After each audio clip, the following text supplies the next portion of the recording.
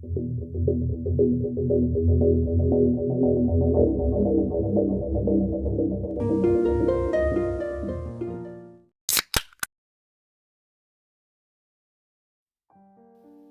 Hooper dan Graham McCormick adalah sahabat karib sejak mereka masih mahasiswa. Keduanya berasal dari Richmond, Virginia, dan orang tua serta keluarga besar mereka juga menetap di sana. Persahabatan mereka masih terus berlanjut bahkan setelah mereka selesai kuliah dan sama-sama diwisuda. Keluarga Graham dan keluarga Randolph mengetahui bagaimana eratnya persahabatan mereka yang sudah bagaikan saudara. Hingga suatu hari Graham mendapat tawaran kerja di bidang perbankan di kota Atlanta, sebuah kesempatan emas yang tidak akan dua kali datang kepada Graham. Dia pun dengan terpaksa memutuskan untuk pindah ke kota Atlanta, semua demi karirnya di masa depan. Meski Graham sudah tidak tinggal di Richmond, namun persahabatannya dengan Randolph tetap terjalin. Keduanya saling mendukung dalam karir masing-masing hingga sebuah insiden terjadi pada musim panas tahun 2017 yang menjadi awal hancurnya hubungan mereka.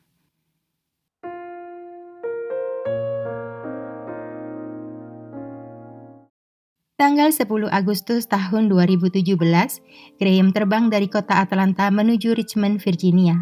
Setelah mendarat, Graham langsung menuju ke rumah orang tua Randolph yang ada di Irvington. Graham sudah sepakat akan bertemu dengan beberapa teman lainnya di sana. Sesuai rencana, malam itu mereka berkumpul di dermaga kecil yang ada di belakang rumah Randolph. Di belakang rumah itu memang melintas Sungai Rappahannock. Di sana Graham bersama Randolph dan teman-teman mereka menikmati malam di musim panas sambil minum-minum dan main kartu hingga lupa waktu. Saking serunya tanpa terasa malam sudah menjelang dini hari. Karena semuanya sudah pada kelelahan dan mabuk, mereka kemudian memutuskan untuk pergi tidur. Namun pada subuh keesokan harinya, tanggal 11 Agustus tahun 2017, terjadi kehebohan. Randolph tiba-tiba melaporkan Graham menghilang kepada polisi. Dia khawatir semalam Graham terkena serangan panik dan saat itu berada di instalasi gawat darurat. Semalam, Graham sempat bercerita kepadanya, belakangan ini sering terkena serangan panik sejak kepergian adiknya setahun lalu. Tetapi setelah semua IGD yang ada di daerah itu diperiksa, hasilnya nihil. Graham tidak ditemukan di sana. Orang tua Graham mengatakan mereka bahkan belum bertemu dengan Graham sejak kepulangannya dari kota Atlanta kemarin. Karena dari airport, Graham langsung menuju rumah orang tua Randolph di Irvington. Pencarian besar-besaran digelar di sepanjang Sungai Rappahannock. Polisi beserta sejumlah sukarelawan menyusuri sungai dari belakang rumah sampai ke muara sungai. Hingga akhirnya mereka menemukan apa yang sejak tadi dicari. Graham McCormick terlihat mengapung di dekat celah menuju muara sungai. Ibu Graham menangis histeris, matanya tak percaya menatap pemandangan yang memilukan itu. Putranya sudah meninggal dunia dalam kondisi yang sangat menyedihkan. Saat dilakukan otopsi, ditemukan cedera pada bagian kepala yang membentuk pola sesuai dengan bebatuan pada celah sungai. Selain itu, ditemukan kandungan alkohol di dalam tubuhnya sudah melampaui ambang batas, sehingga bisa diambil kesimpulan penyebab kematian adalah tenggelam akibat mabuk berat. Tetapi polisi belum puas dengan kesimpulan itu. Bagaimana mungkin seseorang dalam kondisi semabuk itu bisa berada di sungai? Mereka merasa curiga masih ada misteri yang belum terungkap di balik insiden tragis yang menimpa Graham McCormick. Kecurigaan polisi semakin menguat ketika mereka melihat kerusakan parah pada badan kapal motor milik keluarga Randolph yang sepertinya disebabkan benturan keras. Yang mengejutkan, setelah diperiksa lebih mendalam, pola kerusakan itu identik dengan cedera yang dialami Graham.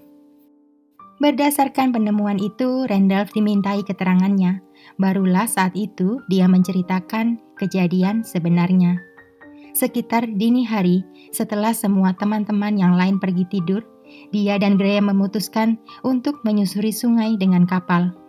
Di tengah jalan, kapal itu membentur celah batu. Setelah benturan, Randolph tidak melihat Graham lagi di dalam kapal.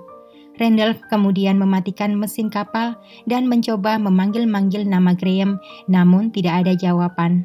Anehnya, Randolph justru memutuskan pergi dari sana dan meninggalkan sahabatnya yang sangat membutuhkan bantuan.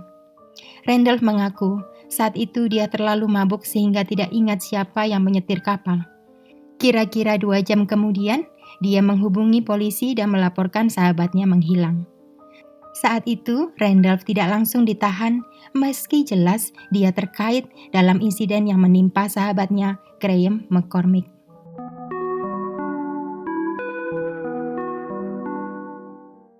Keluarga Graham McCormick merasa bagaikan disambar geledek di siang bolong ketika mendapat kabar terbaru yang disampaikan oleh pihak kepolisian tentang perkembangan penyelidikan kematian Graham.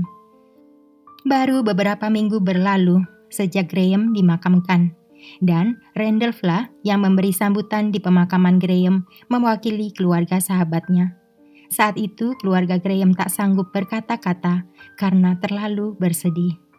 Bagaimana bisa Randolph yang selama ini dipercaya oleh keluarga Graham mampu menyembunyikan kebenaran tentang kematian sahabatnya dan sama sekali tidak merasa bersalah di hadapan mereka? Keluarga besar Graham merasa dikhianati oleh sahabat karib Graham itu. Mulai detik itu, perjuangan panjang mencari keadilan bagi Graham McCormick pun dimulai. Perjuangan itu penuh dengan drama layaknya sinetron. Pertama kali yang membuat ulah adalah jaksanya.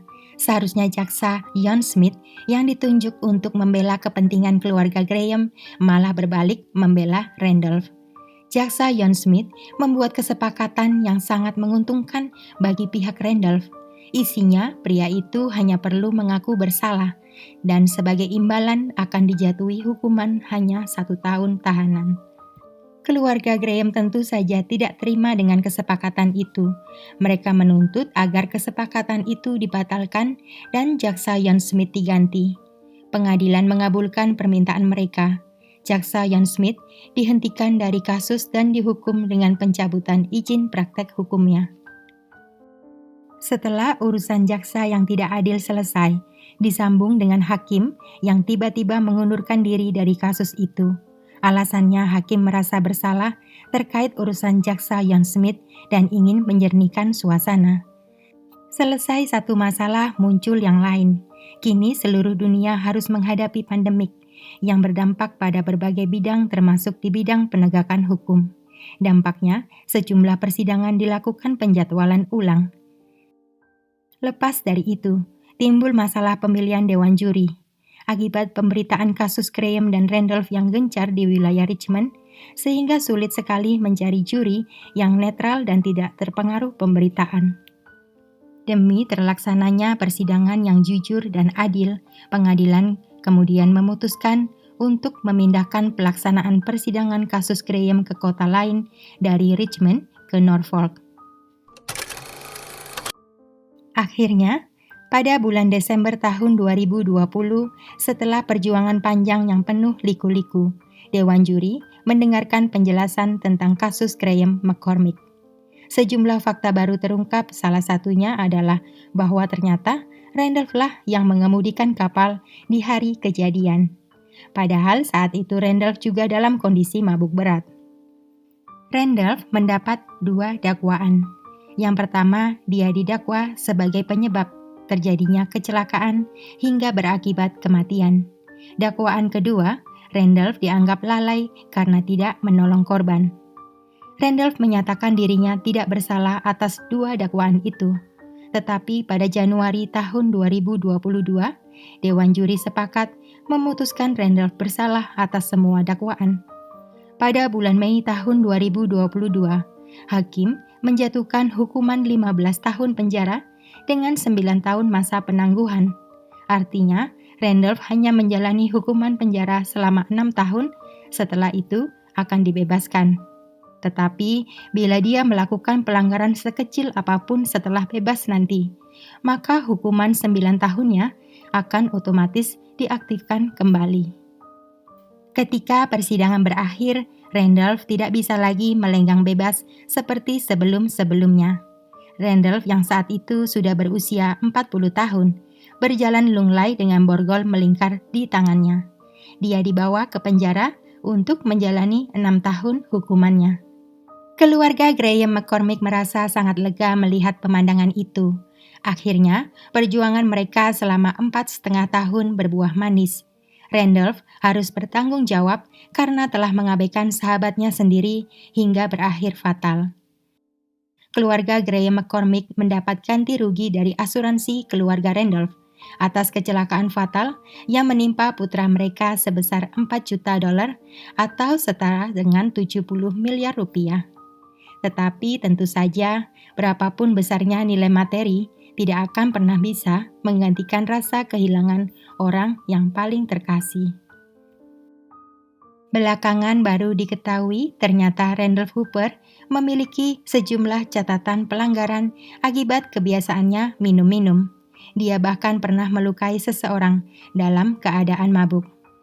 Setelah diputuskan bersalah dan masuk penjara, tanpa rasa malu, Randolph dan keluarganya masih berusaha mengajukan banding demi membebaskannya. Tetapi tentu saja, pengajuan banding mereka ditolak oleh hakim karena dianggap tidak pantas. Semoga Randolph segera sadar atas kesalahannya dan saat bebas nanti sudah tidak minum-minum lagi. Itulah akhir kasus hari ini. Sampai bertemu di video berikutnya. Terima kasih.